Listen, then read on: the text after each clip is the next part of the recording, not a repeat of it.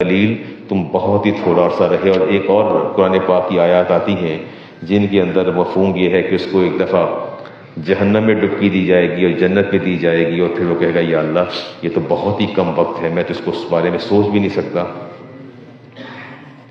یہ بربادی کی جو اصل وجہ نا پتہ کیا ہے؟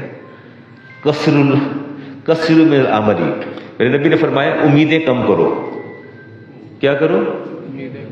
آپ ابھی بیٹھے بیٹھے یہیں تھوڑی دیر کے لیے میں آپ کو 1 منٹ کا وقفہ دیتا ہوں، آپ اپنی ہوپس دیکھیں، اپنی ڈیزائرز دیکھیں، اپنی ایمبیشنز دیکھیں، ابھی آپ دیکھیں اندر جھانک کے دیکھیں، وہ بیٹی کا رزلٹ آنا ہے، بیٹی کا رشتہ کرنا ہے، بیٹے کا یہ کرنا ہے، اور کاروبار کا یہ کرنا ہے، 3 بیٹے ہیں، اس کو الگ سے بزنس دینا ہے، اس کو الگ سے بزنس دینا ہے، اس کو یہ کرنا ہے، ابھی اس کو یہ کرنا ہے، بڑا لمبا وقت چاہیے۔ اور فرمایا میرے نبی نے کثروا من العمل وثبتوا آجالکم بین ابصارکم، فرمایا لوگوں باز آ جاؤ، امیدیں کم کرو اور موت کو اپنی نگاہوں کے سامنے رکھو۔ اور فرمایا کہ انسان جب پیدا ہوتا ہے، دنیا میں بچہ آتا ہے تو 99 موت کے اسباب اس کو گھیر لیتے ہیں۔ کتنے اسباب گھیرتے ہیں؟ 99۔ تو فرمایا ان اخطأتہ، اگر وہ سارے خطا ہو جائیں، واقع فی الحرم، تو بڑھاپے کے بس جا پڑتا ہے، بڑھاپا اس کی جان لے جاتا ہے۔ ہاں فرمایا ابن آدم جو ہے جب بوڑھا ہوتا ہے تو یبقى معه اثنتان، 2 چیزیں اس کے ساتھ جوان ہوتی ہیں، ایک مال کی حرص اور ایک عمر کی حرص، یہ دونوں بڑھتی جاتی ہیں، عمر کم ہوتی جاتی ہے اور حرص بڑھتی جاتی ہے۔ اللہ تعالیٰ فرماتے ہیں یبد احدہم لو یعمر 1000 سنہ، اللہ فرماتے ہیں اس بندے کو میں 1000 سال عمر دے دوں نا۔ معروف کرکی رحمۃ اللہ تعالیٰ علیہ تشریف لے گئے اور ابن ابی توبہ اللہ کے ولی سے انہوں نے کہا جی وہ جماعت کروا دیجئے مغرب کی، تو انہوں نے کہا کہ یہ مغرب کی آپ پڑھا لیں، میں عشاء کی پڑھا دوں گا۔ تو فرمایا اس کا مطلب ہے کہ آپ سمجھتے ہیں کہ آپ عشاء تک زندہ رہیں گے؟ فرمایا بڑی بات ہے، جو ہاتھ میں ہے اس کو غور نہیں کرتے۔ اور شفیق بلخی فرماتے ہیں کہ میں اپنے مرشد کے پاس گیا، ابو ہاشم کے پاس، تو میرے پلو کے ساتھ کھجوریں اور بادام بندھے تھے، تو پوچھا یہ کیا ہے؟ انہوں نے کہا وہ روزہ افطار کرنا ہے۔ آپ نے دروازہ بند کر لیا، اپنا جاؤ اپنا کام کرو۔ اس کا مطلب ہے کہ تمہیں رب پر توکل نہیں ہے، اپنا سامان ساتھ لیے پھرتے ہو۔ کیا تمہیں پتہ ہے کہ روزے کے افطار تک تم زندہ رہو گے؟ اپنی پلاننگ، اپنی منصوبہ بندی دیکھیے۔ میں بھی آپ میں سے حفیظ جلندری کی آپ ایک نظم۔ اچھا کیا آپ سمجھتے ہیں کہ بڑھاپا طاری ہوتا ہے؟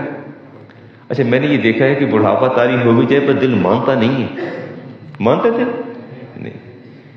ابراہیم علیہ السلام نے جب آئینہ دیکھا تو سفید بال تھا آپ کی داڑھی میں، تو آپ پریشان ہو گئے۔ پوچھا یا اللہ یہ کیا ہے؟ فرمایا تیری بزرگی کی علامت ہے، تیری عمر رفتہ کی علامت ہے۔ لیکن میں نے جو محسوس کیا کہ انسان کا دل جو ہے وہ تسلیم کرنے کو تیار ہی نہیں ہوتا۔ کیسے؟ میں آپ کو فارمولہ بتاتا ہوں، اس پر آپ نے عمل کرنا ہے۔ کسی سے ملیے، سے پوچھئے ماشاءاللہ بڑے سمارٹ لگ رہے، پہلا کویسچن۔ دوسرا کہ یار تھوڑی عمر کتنی ہے؟ اگر وہ بتا بھی دینا یار میری عمر کی 60-62 سال، یار تو تے 40 دفعہ لگنا ہے، 3 دن اس کو نیند نہیں آنی۔ اس کے دل میں ایسا شیطان نے ایسی چیزوں کو بھارنا ہے، اس کی وہی چال بدل جانی ہے، اس کی باڈی لینگویج ایبسلیوٹلی چینج ہو جائے گی کہ یار میں تے 40 دفعہ لگنا۔ اس سے پوچھو لگنے اور ہونے میں فرق کوئی نہیں ہے؟ کیا تم اس ریالٹی کو تسلیم نہیں کرتے کہ تم 60 کی حدوں کو کراس کر چکے ہو؟ یہ خیال ہی ہمیں بے خود کر دیتا ہے کہ یار میں تے اینا لگنا وا، ایڈا جوان۔ پھر گھر میں جا کے بیگموں کو بھی بتاتے ہیں آج فلانا ملے، سننے کہ تو تے اینے لگ رہے پے ہو، وہ غصے میں آ جاتی۔ اس کو چھوڑ دیتے ہیں، جملہ معترضہ ہے۔ اور جوانی کا جو ایک تصور اور ایک خیال اور احساس شیطان ہمیشہ دامنگیر رکھتا ہے اور موت کو یاد نہیں آنے دیتا۔ نہ آخرت کو یاد آنے دیتا ہے. حنیف جالندری نے کہا تھا ہوا بھی خوشگوار ہے. یہ سرکمسٹانسز اور انوائرمنٹ یہ انسان کو برباد کرتا ہے. رسالت امام علیہ نے فرمایا کہ جو عمر رسیدہ لوگ ہیں انہیں نوجوانوں کے ساتھ زیادہ ہم مجلس یا ہم نشینی ہونا چاہیے, انہیں اپنا احساس ہونا چاہیے. ہوا بھی خوشگوار ہے, گلوں پہ بھی نکھار ہے, ترنم میں ہزار ہے, بہار پر بہار ہے, کہاں چلا ہے ساقیہ ادھر تو لوٹ ادھر تو آ. ارے یہ دیکھتا ہے کیا اٹھا سبو اٹھا کے پیالہ بھر کے دے ادھر. چمن کی سمت کر نظر سما تو دیکھ بے خبر, وہ کالی کالی بدلیاں افق پہ ہو گئی عیاں. وہ ایک ہجوم میں کشاں ہے سوئے میں کدا رواں. یہ کیا گماں ہے بدگماں سمجھ نہ مجھ کو ناتواں. خیال زہد ابھی کہاں, ابھی تو میں جوان ہوں, ابھی تو میں. یہ مسپرسیپشن عبادتوں کا ذکر ہے, نجات کی بھی فکر ہے, جنون ہے ثواب کا, خیال ہے عذاب کا.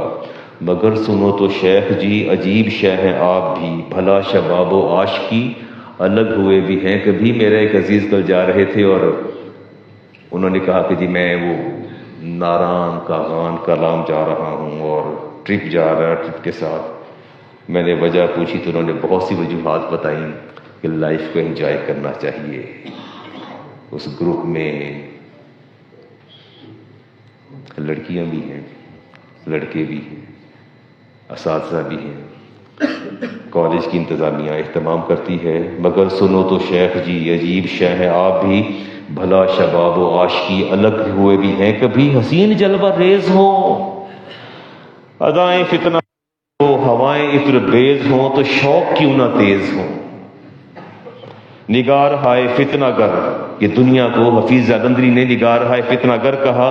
کوئی ادھر کوئی ادھر ابھارتے ہیں عیش پر تو کیا کرے کوئی بشر.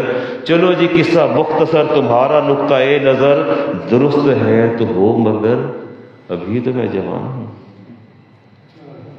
حفیظ جالندری آپ کے قومی ترانے کے خالق ہیں. یہ گشت کوہسار کی, یہ سیل جوئے بار کی, یہ بلبلوں کے چہچہے, یہ گل رخوں کے کہے. کسی سے میل ہو گیا تو رنج و فکر کھو گیا. کان پر موبائل لگاتے ہیں بچے, موبائل چھوڑتے ہی نہیں ہیں. جو باتیں کرتے ہیں 2 گھنٹے 3 گھنٹے لگاتار باتیں, رات کے 2 بجے تک لگے رہتے ہیں. کسی سے میل ہو گیا تو رنج و فکر کھو گیا. کبھی جو وقت سو گیا وہ ہنس گیا یہ رو گیا. یہ عشقی کہانیاں, یہ رس بھری جوانیاں, ادھر سے مہربانیاں ادھر سے لنترانیاں, یہ کہاں آپ کو موت یاد آنے دیں گی, یہ کہاں آپ کو قبر یاد آنے دیں گی. یہ آسماں یہ زمین یہ نظارہ ہے دل نشین, نہیں حیات آفرین بھلا میں چھوڑ دوں یہیں. اے موت اس قدر کریم مجھے نہ آئے گا یقین. نہیں ابھی نہیں, ابھی تو میں جوان ہوں. ان عائشہ رضی اللہ تعالی عنہا قالت لما مات عثمان بن مظعون کشف النبی صوب عن وجہہ وقبل بین عینیہ. فرماتی ہیں کہ عثمان بن مظعون کا انتقال ہو گیا اور رسالت امام علیہ السلام تشریف لائے. آپ نے چہرے سے چادر ہٹائی اور آپ نے ہٹانے کے بعد وقبل بین عینیہ, ان کی دونوں آنکھوں کے درمیان بوسہ دیا. ثم بکا طویلاً, پھر آپ بہت روتے رہے دیر تک. ثم رفعت سریرہ, پھر آپ کی بدن کو چارپائی پہ رکھا گیا. فقال, اور آپ نے ایک جملہ فرمایا, میرے آپ کے نبی نے جملہ سننے والا فرمایا, طوبیٰ کا یا عثمان, عثمان تجھے مبارک ہو. لم تلبس کا دنیا ولم تلبسہا, فرمایا ہے عثمان تجھے مبارک ہو کہ یہ دنیا تجھے استعمال نہیں کر سکی, یہ دنیا تجھے استعمال نہیں کر سکی. وَلَمْ تَلْبَسْهَا, اور تو نے بھی دنیا کو استعمال نہیں کیا. آپ دیکھیے دل سے دنیا کی محبت کو بالائے طاق رکھ دینا. میرے نبی نے پیشانی پر بوسہ دیا. اور آئیے سیدنا عمر فاروق کی بات کرتے ہیں جی. اپنے بیٹے عبداللہ ابن عمر کے ساتھ آپ مدینہ کے مضافات میں نکلے اور دیکھا تو پہاڑی سے ایک چرواہا نیچے آ رہا تھا. بکریاں دیکھیے, امیر المومنین تھے, ہیڈ آف دا اسٹیٹ تھے. آپ نے بڑی آرام سے اسے پوچھا, آپ نے پوچھا کہ ایک بکری مجھے دے دو. اس نے کہا میں تو غلام ہوں، مالک تو نہیں ہوں، میں کیسے آپ کو دے سکتا ہوں؟ آپ نے فرمایا تیرے مالک کو کون سا پتہ ہے، دے دو بکری ایک ہمیں دے دو، پیسے لے لو۔ کیا لے لے؟ پیسے لے لو۔ مجھے لوگ پوچھتے ہیں علامہ صاحب اگر میں اپنی کمپنی کی کوئی پروڈکٹ خود ہی اس کو اپنی سطح پر کمپنی اگر 100 کی بیچتی ہے تو میں آگے کسی کے ساتھ 120 کی ڈیل کر کے اور 120 دے کے وہ، میری طرف توجہ ہے، کتنا ایزیسٹ وے ہے کہ سینکڑوں بکریاں، ایک بکری مانگی امیر المومنین نے کہ دے دو پیسے لے لو، اسے کہنا بھیڑیا لے گیا، نہیں پتہ چلا۔ اس نے ایک لفظ کہا، اس نے کہا فَأَيْنَ اللَّهُ، اللہ کہاں ہے؟ فَأَيْنَ اللَّهُ، اللہ کہاں ہے؟ عمر فاروق فرماتے ہیں کہ میرا پورا وجود لرز کے رہ گیا۔ آپ خاموشی سے اس کے مالک کے پاس گئے اور مالک کے پاس جائے، آپ نے کبھی نہیں بھولنا فَأَيْنَ اللَّهُ، اللہ کہاں ہے؟ جب بھی کوئی جرم شیطان اکسائے، غلطی پر، کوتاہی پر، تو ایک دفعہ ضرور سوچئے گا فَأَيْنَ اللَّهُ، اللہ کہاں ہے؟ اگر کوئی اور نہیں دیکھ رہا تو مالک تو دیکھ رہا ہے۔ عمر فاروق فرماتے نظرت فی ھذا الامر فجعلت اذا اردت الدنیا اضر بالآخرہ، جب بھی میں نے کسی معاملے پر غور کیا، غور و فکر کیا، تو مجھے ایک بات سمجھ میں آئی، جب میں دنیا کا ارادہ کرتا ہوں تو فرماتے ہیں آخرت کا نقصان ہوتا ہے۔ انا العمر ھکذا فاضر بالفانیہ، پھر میں فیصلہ کرتا ہوں کہ فانی کون سی ہے اور لافانی اور باقی کون سی ہے۔ فرماتے ہیں کہ جب میرے معاملات یوں الجھ جاتے ہیں تو پھر میں فیصلہ کرتا ہوں کہ فانی کیا ہے اور نہ ختم ہونے والا کیا ہے۔ میں فانی شے کا نقصان برداشت کر لیتا ہوں اور نہ فانی کو باقی رہنے دیتا ہوں۔ ہم نماز جنازہ ادا کریں گے، فرض کی نماز کے بعد میں دوبارہ بھی اعلان کروں گا، میاں تبسم شفیق صاحب، ولد میاں محمد شفیق صاحب 428G3 کے ہمارے رہائشی، ہمارے مومن مسلمان بھائی، ان پر اب سب مل کے فرض کی نماز ادا کرنے کے بعد ان پر نماز جنازہ ادا کریں گے۔ اور میں سمجھتا ہوں، میں کیا سمجھتا ہوں، میرے نبی نے فرمایا کہ جو جمعرات اور جمعے کو فوت ہے، اللہ سے دعا کیا کرنے کہ یا اللہ موت دینی ہے تو جمعرات اور جمعے کر، تاکہ قبر کے عذاب سے محفوظ رہیں۔ جی ہمارا پروگرام بھی ہے جی شب برات کا، میں حدیث لے رہا ہوں، رابعہ عائشہ صدیقہ طیبہ طاہرہ، اور حدیث کا نمبر 739، فرماتی فقات تو رسول دھوکنی کی طرح چل رہی ہے، تو عرض کی یا رسول اللہ میں ڈھونڈنے گئی تھی، آپ بستر پر نہیں تھے۔ فرمایا اکنت تخافین ان یخیف اللہ علیک ورسولہ، کیا تمہیں اس بات کا خوف ہے کہ اللہ اس کا رسول آپ کے ساتھ زیادتی کرے گا؟ قلت یا رسول اللہ انی ظننت انک آتیت بعد نسائک، یا رسول اللہ بشر ہوں، دل میں خیال، بارگاہ میں معافی طلب کریں گے، عشاء کے بعد پروگرام ہوگا۔ بالعموم ہمارا یہ جو ہے ڈیکرم ایسا ہوتا ہے کہ اس میں کوئی تلاوت اور 2-3 نعت شریف ہوتی ہیں، اس کے بعد میری گفتگو ہوتی ہے، اللہ نے حیات دی تو ضرور انشاءاللہ آپ سے اللہ کی بارگاہ میں توبہ بجا لانے اور استغفار کرنے کے حوالے سے گفتگو بھی کریں گے۔ اس کے بعد ہماری ایڈمنسٹریشن جو ہے وہ لنگر کا اہتمام کرتی ہے، اس کے ہاتھ میں رومال تھا اور ڈونیشن تھا، اور آپ نے اپنی حیثیت اور استعداد کے مطابق اس کے اندر آپ نے اللہ کے گھر کے لیے ڈونیشن دیا۔ یہ جو ڈونیشن ہے یہ کسی پروگرام پہ خرچ نہیں ہوتا، یہ جیسے ہمارے پروگرامز آتے ہیں، جیسے لیلۃ القدر آ جاتی ہے، 27ویں شب آ جاتی ہے، شب معراج آ جاتی ہے، شب برات آ جاتی ہے، یہ ڈونیشن یہاں خرچ نہیں ہوتے، یہ خالصتاً مسجد ہی کے لیے ہیں اور اسی کی جو امور ہیں انہی پر صرف ہوتے ہیں۔ یہ ایڈمنسٹریٹو باڈی جو اہتمام کرتی ہے وہ اپنی ہی سطح پر کرتی ہے، اگر آپ میں سے بھی کوئی اس میں شریک ہونا چاہے تو دروازے کھلے ہیں۔ بات سمجھ میں آ گئی؟ کوئی ویرانی سی ویرانی ہے، گھر کو دیکھ کے دشت یاد آیا، آپ تو ایسے خاموش ہو جاتے ہیں جیسے میرے سامنے بیٹھے ہی کوئی نہیں۔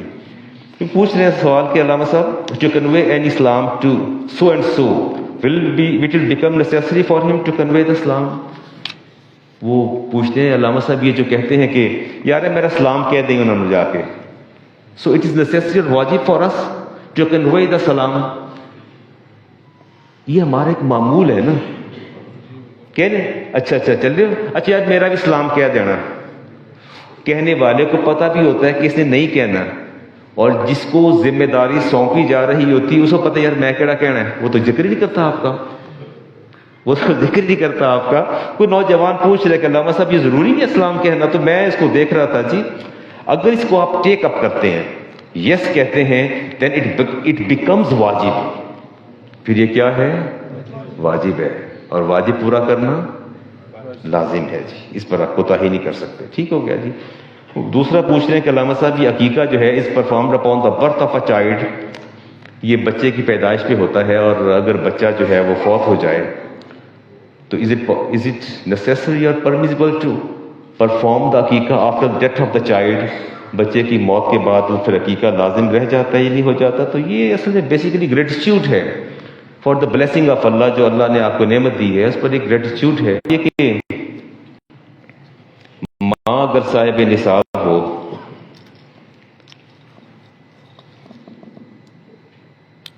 بیٹا نابالغ بھی ہو اور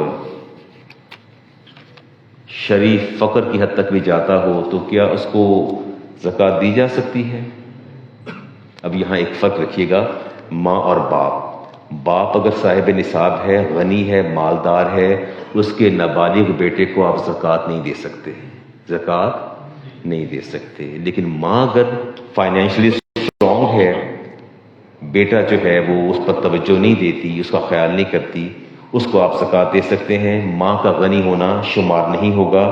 دوسری بات یہ ہے کہ بالعموم دیکھا گیا کہ نابالغ بچوں کے نام زیورات کر دیے جاتے ہیں. دکانیں اکثر ہمارے احباب ایسا کرتے ہیں کہ گھر اور دکانیں نام کروا دیتے ہیں بچوں کے، پیسہ ڈپازٹ کروا دیتے ہیں بینک میں، پرائز بانڈ خرید کر رکھ کے دے دیتے ہیں.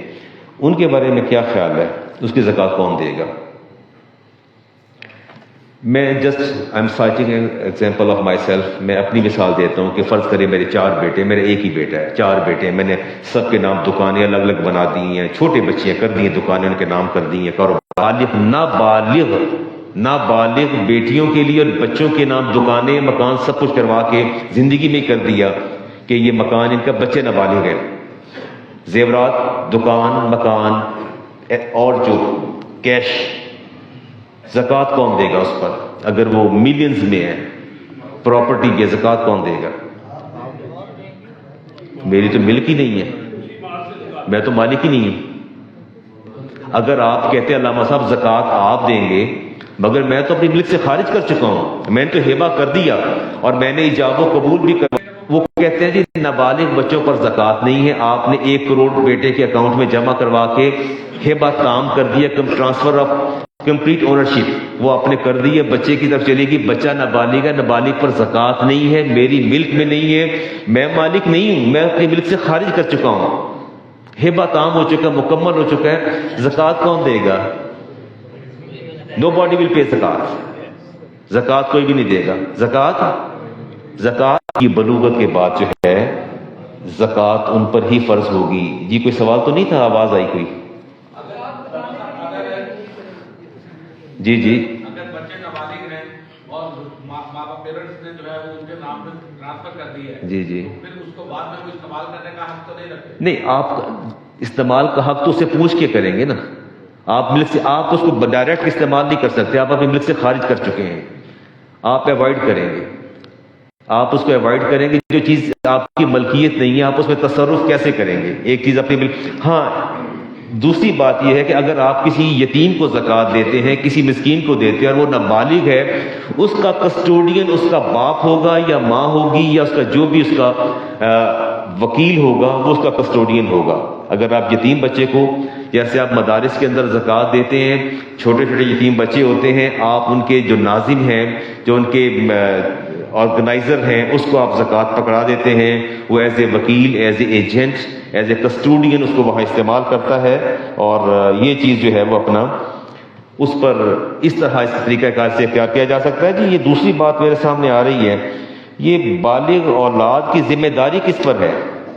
بچہ بالغ ہو جائے تو اس کا نان نفقہ اور اس کی وہ شادی اور نکاح یہ بڑا برننگ ایشو ہے. ہم نے اپنی اولاد کو اتنا بگاڑ لیا ہے، اس سے کیا ہو جاتی ہے دوبارہ کہ یہ کیا ہو جاتی ہے، اس کی شادی والد کی ذمہ داری بیٹی کی ہے. کس کی ہے؟ بیٹی کی ہے. وہ بھی اس طرح ہے کہ اس میں آپ اللہ تللہ نہیں کریں گے. شرعی جو پیرامیٹرز ہیں اس پیرامیٹرز کے اندر، اس ڈومین کے اندر رہ کے شادی کریں گے. لیکن جوان اور بالغ بچوں کی شادی اس کا باپ ذمہ دار نہیں ہے. وہ خود کمائے، خود اکٹھا کرے، اپنی سیونگ کرے اور باپ کی خدمت میں پیش کرے کہ بابا میں نے یہ ارن کیا ہی، آپ رکھ لیں، 10 لاکھ ہے. باپ بطور تبرعاً احساناً کچھ دے دے تو ٹھیک ہے، نہ دے تو وہ آپ کا مجرم نہیں ہے. آج تو ہر 10واں باپ یہاں مجرم بنا بیٹھا ہے. اولاد ایسے تقاضے کرتی ہے جیسے پتہ نہیں کوئی زر خرید غلام ہوتا ہے. یہ بات ذہن نشین کر لیجئے گا، بالغ ہونے کے بعد باپ پر ذمہ داری عائد نہیں ہوتی. اگر وہ کرتا ہے پھر بھی ذمہ داری آپ کو MBBS بھی کروا دیتا ہے، آپ کو پڑھاتے بھی ہیں، شادی بھی کرتے ہیں، خرچہ بھی دیتے ہیں. الٹا لڑتے ہیں کہ بڑے بھائی کو اتنا سونا ڈالا اور مجھے اتنا ڈالا.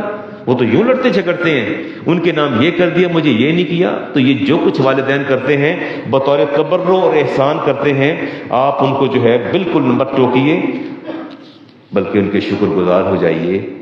یس اگر کوئی زکوٰۃ سے بچنے کے لیے اپنی نابالغ اولاد پہ ٹرانسفر کرتا ہے تو وہ کہہ رہے ہیں جی کوئی زکوٰۃ سے بچنے کے لیے اب تاکہ زکوٰۃ نہ دینی پڑے تو اپنے نابالغ بچوں کے نام سونا بھی کر دے اور ساتھ اپنا ایک اور